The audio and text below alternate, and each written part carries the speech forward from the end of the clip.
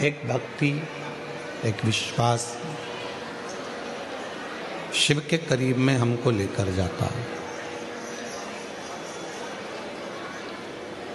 शिव महापुराण में किसी भी वस्तु की, सामग्री की या कोई चीज की मूलता नहीं कही। शिव महापुराण में अगर किसी चीज की बात कही गई है तो वो विश्वास की बात कही है, वो भक्ति और भरोसे की बात करी गई है। विश्वास। रामचरितमानस में भी शंकर भगवान को विश्वास कहा गया है।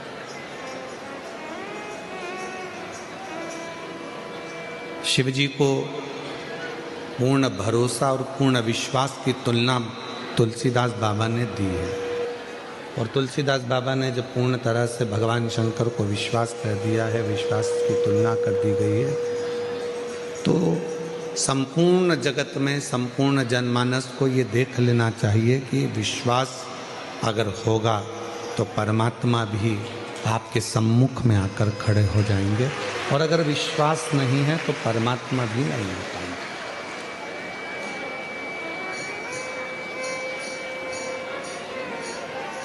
किसके वचन पर, किसकी बात पर आप भरोसा करते हैं, किसके वचन पर आप भरोसा करते हैं, किसकी बात पर आप भरोसा करते हैं, या आपके ऊपर निर्भर करता है, या आपके ऊपर है।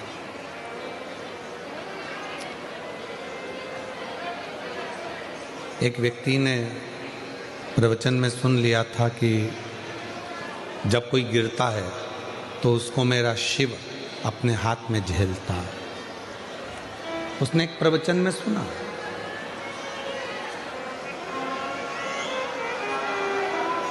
उसने एक प्रवचन में ये सुन लिया कि जब जब कोई गिरता है तो उसको भगवान भोलेनाथ अपने हाथों में झेलते हैं। अपने हाथों में परमात्मा झेलता है, ये उसने अपनी प्रवचन में, सत्संग में, कथा में सुन लिया।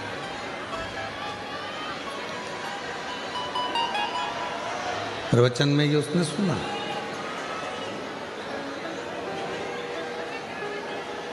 और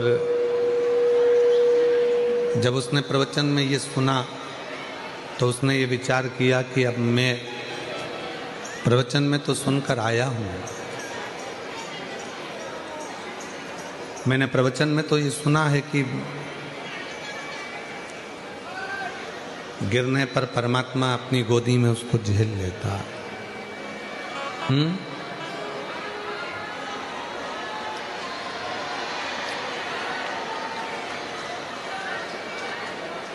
कि परमात्मा गोदी में उसको झेल लेता है, यह हमने प्रवचन में सुना है।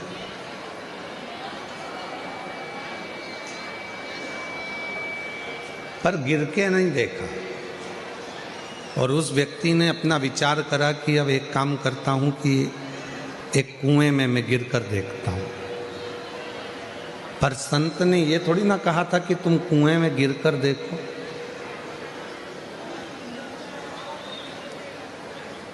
संत ये थोड़ी ना बोले हैं कि तुम कुएं में गिर कर देखो। संत ने तो कहा कि जब संसार का मनुष्य गिरता है तो उसको शिव अपने हाथों में झेल लेता, भगवान शंकर अपने हाथों में झेल लेते। पर उस व्यक्ति ने वो सत्संग करने वाले, प्रवचन करने वाले के मुख का शब्द सुना, और सुनने के बाद में वो मुख का शब्द सुनकर कुएं में कूदने के लिए, कुएं में गिरने के लिए गया। और जब वो कुएं में गिरने के लिए गया तो उसके मन में आया कि प्रवचन देने वाले ने तो कह दिया कि जब कोई गिरता है तो शिव जी उसको झेलते हैं,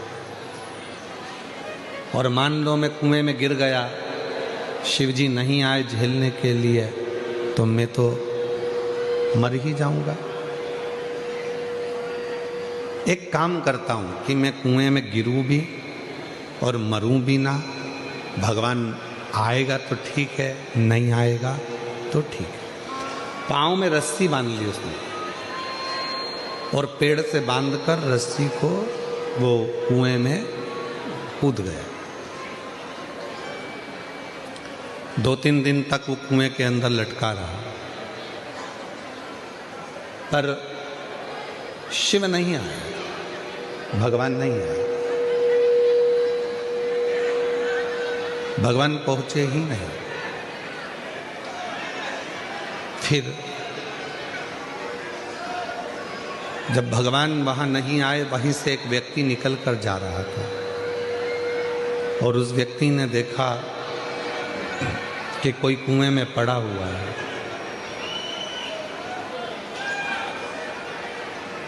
उसने जाकर पूछा, भैया मैं तुमको कुएं से निकाल देता हूं, मैं तुमको कुएं से निकाल देता हूं। तो उसने कहा, नहीं नहीं, मुझे कुएं से मत निकालो। मैंने किसी के प्रवचन में सुना था कि जब कोई व्यक्ति नीचे गिरता है तो उसको शिव अपनी गोदी में झेल लेते हैं।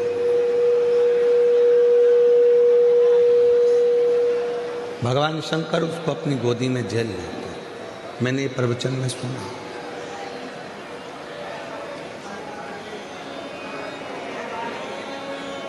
इसलिए मुझे निकालो मत ही। उस व्यक्ति ने कहा कि क्या तूने प्रवचन में ऐसा सुना था? हाँ, ऐसा ही सुना था। अब उसने कहा, जब इतनी सी बात के पीछे अगर मुझे बाबा भोलेनाथ जी का दर्शन हो रहा है तो फिर दिक्कत क्या है? उसने रस्सी ढूंढी, रस्सी मिली नहीं और बड़ के पेड़ की डालियों को बांधकर वो कुएं में कूद गया। अब रस्सी मजबूत थी पर बड़ के पेड़ की डालियां इतनी मजबूत नहीं थी। बट वृक्ष की डालियां इतनी मजबूत नहीं थी। वो टूटने लगी और टूटने लगी तो वो जमीन जैसे ही टूटकर वो कुएं में गिरने लगा और गिरते ही भगवान भोलेनाथ ने उसको अपने हाथों में झेल लिया, उसको अपनी गोदी में झेल लिया। जो रस्सी से लटका हुआ था, रस्सी से बंधा हुआ लटका हुआ है, और वो व्यक्ति जो रस्सी से 4 दिन से 5 दिन से लटका है, वो कह रहा है कि भोले बाबा मैं तो 4-5 दिन से लटका हुआ हूँ, आप मुझे नहीं झेले? भगवान ने कहा कि तेरे मन में विश्वास नहीं है, भरोसा नहीं है, इसलिए तुझे ईश्वर नहीं झेल सकता। जहाँ भरोसा होता है, जहाँ विश्वास होता है, वहाँ ईश्वर होता है। जहाँ भरोसा या विश्वास नहीं होता, वहाँ ईश्वर भी नहीं होता। मानो तो मैं गंगा माँ हूँ और ना मानो तो बहता। मान लिया वो गंगा जी, ना माना तो बहता हुआ पानी तो है ही, वो बह रहा है, चल रहा।